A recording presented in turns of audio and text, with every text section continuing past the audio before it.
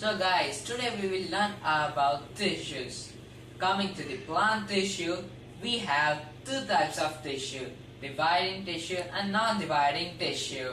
Dividing tissue is known as meristematic tissues, whereas non-dividing tissue are known as permanent tissues. In dividing tissue, we have three types, apical meristem, intercalary meristem and lateral meristem. In apical meristem, it is the top shoot and the bottom shoot. That means the roots turn top tip and the top tip of the plant, which help to grow in their heights. And in intercalary, they are the nodes of the plants which help in growing of leaves.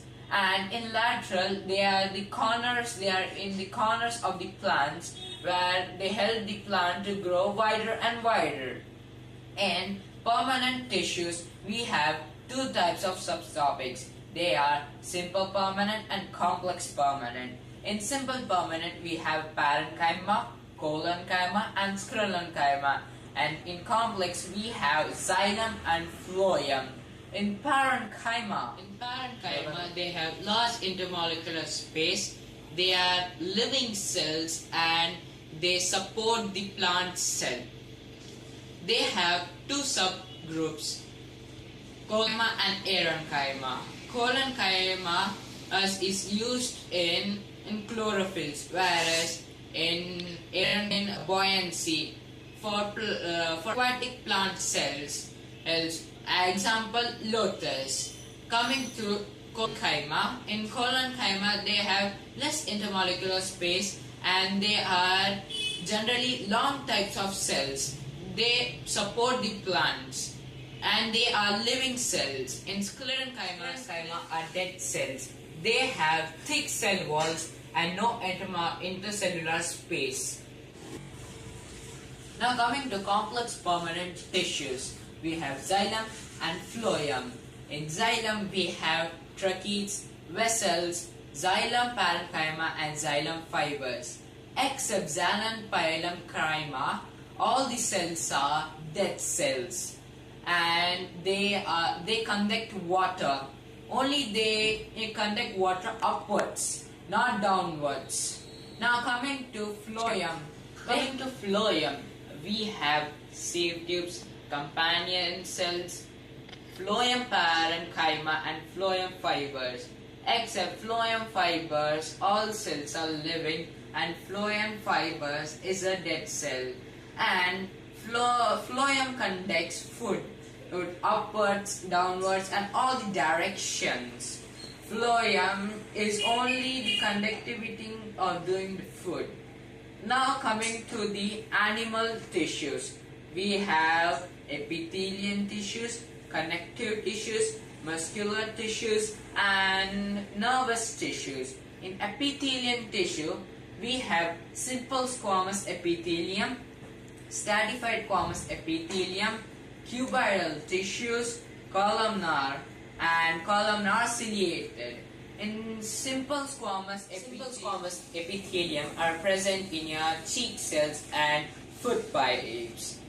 Columnar tissues are present in your intestines. Stratified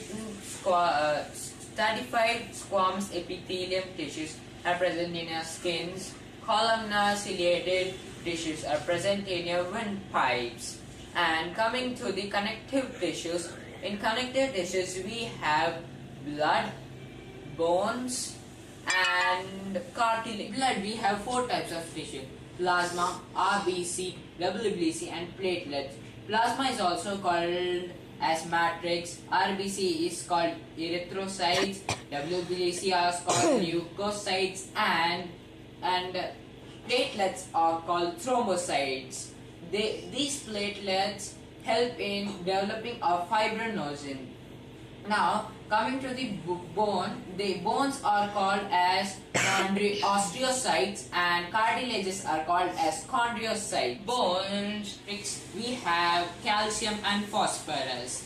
In cartilages we have matrix, and in this matrix we have sugar and proteins. Coming to muscular tissues, In muscular tissues, there are three types: striated, semi-striated, and smooth or non-striated.